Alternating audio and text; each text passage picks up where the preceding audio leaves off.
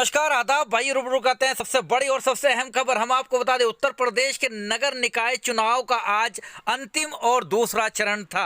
आज दूसरे चरण के बाद अब मतगणना की तैयारी हो गई है। छिटपुट घटनाओं को छोड़, ईवीएम की गड़बड़ी को छोड़ तथा आपसी आरोप प्रत्यारोप तथा पुलिस द्वारा कई जगह कार्रवाई करने के उपरांत आज मतदान शाम 6 बजे तक शांतिपूर्ण संपन्न हो गया है। हम आपको बता दें कि मतदान आज सुबह 7 बजे जब शुरू हुआ तो यहाँ पर हम आपको बता दें कि दूसरे और अंतिम चरण में 7 नगर निगम और 95 नगर पालिका और 267 नगर पंचायत सीटों के लिए आज सीधा मुकाबला था।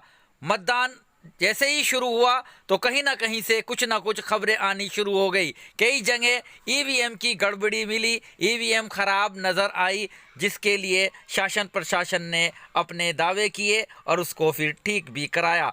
निकाय चुनाव के दूसरे चरण में 38 जिलों की 370 नगरीय निकायों के लगभग 6,929 पदों के लिए चुनाव हुआ। अब 13 तारीख को चुनाव परिणामों की घोषणा कर दी जाएगी, क्योंकि पहला चरण 4 मई को हुआ था। हम आपको ये भी बताना चाहेंगे कि बुलंदशहर में लगभग 100 से अधिक फर्जी वोटर गिरफ्तार किए गए हैं। गाजियाबाद में भी लाठीचार्ज हुई है, कई जगह पर हंगामा हुआ। मेरठ के भी हालात ऐसे ही नजर आए, जहां पर निर्दलीय और भाजपा प्रत्याशियों को पुलिस ने हिरासत में भी लिया और काफ़ी गहमा गहमी का माहौल सभी जगह देखा गया।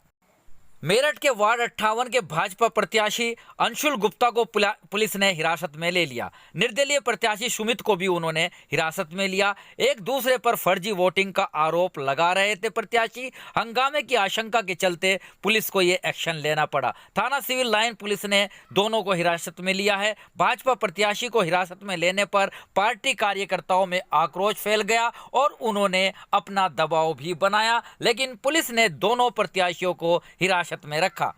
वहीं मेरठ के अंदर ही रालोद के जिलाध्यक्ष को हिरासत में लेने का मामला तूल पकड़ता नजर आया। जिलाध्यक्ष पर कार्रवाई को लेकर रालोद भड़क उठी। कार्यकर्ताओं ने, जो रालोद महासचिव हैं राजकुमार सांगवान, उन्होंने कहा कि बीजेपी सरकारी तंत्र का दुरुपयोग कर रही है और लोकतंत्र की हत्या कर रही है। ऐसे आरोप आज सत्ता पर भी लगाए गए। लेकर चलेंगे बुलंदशहर में फर्जी वोट करने पहुंचे लगभग 100 से अधिक फर्जी वोटर को पुलिस ने गिरफ्तार कर लिया गया। 17 निकायों में गिरफ्तार किए जा चुके हैं 100 से अधिक फर्जी वोटर। फर्जी आधार कार्ड समेत फर्जी दस्तावेज के जरिए ये मतदान कर रहे थे, जिनको जेल भेजा गया है।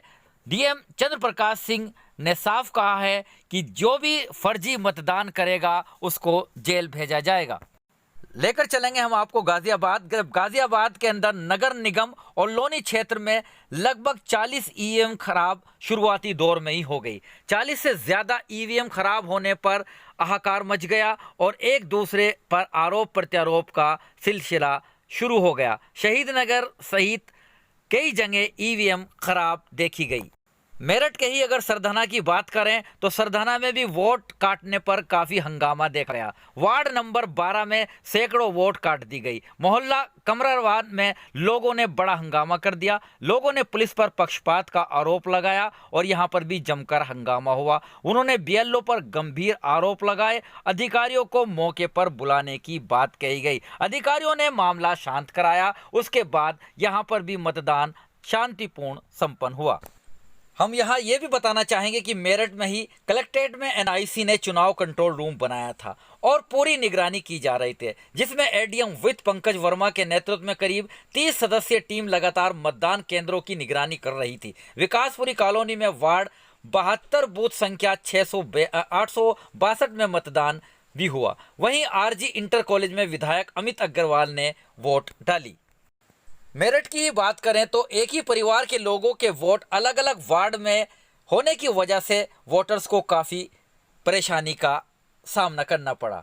वार्ड 72 के विकासपुरी कॉलोनी में एक ही परिवार के वोट अलग अलग वार्ड में कर दिए गए हैं। परिवार में 6 सदस्यों में 2 के वोट 72 वार्ड में, जबकि अन्य सदस्यों के वोट वार्ड 56 में कर दिए गए, जिससे वोट डालने के लिए दूसरे वार्ड में जाना पड़ा, जिसकी उन्होंने आज काफ़ी विरोध भी जताया।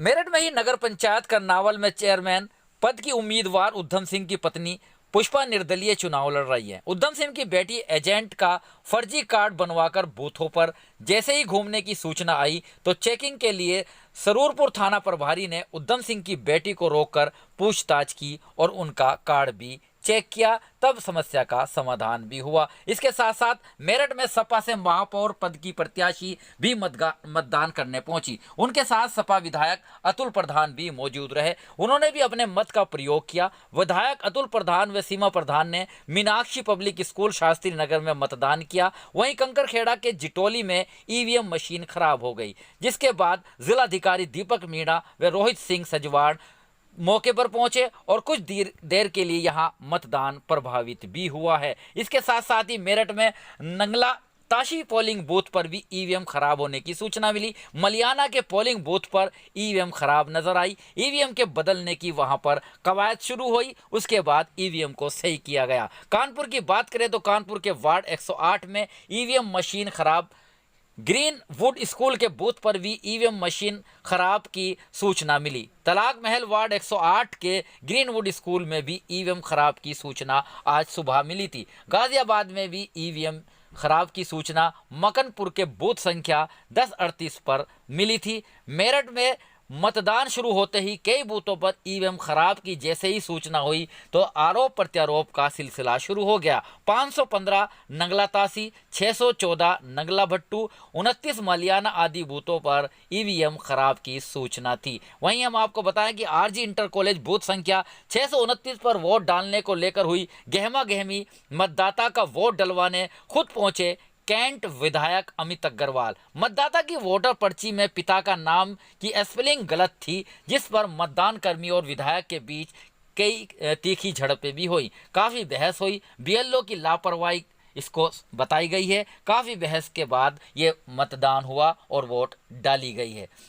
निकाय चरण की बात करें तो निकाय चुनाव के दूसरे चरण का मतदान आज शांतिपूर्ण चिटपुट घटनाओं और आरोप प्रत्यारोप के बाद समाप्त हुआ है। इससे पहले ही स्पेशल डीजी उत्तर प्रदेश प्रशांत कुमार ने निर्देश जारी कर दिए थे। 38 जनपदों में कुल मतदान उन्होंने बताया था। 7 नगर निगम, 95 नगर पालिका, इसके साथ साथ 268 नगर पंचायत के पदों पर मतदान हुआ।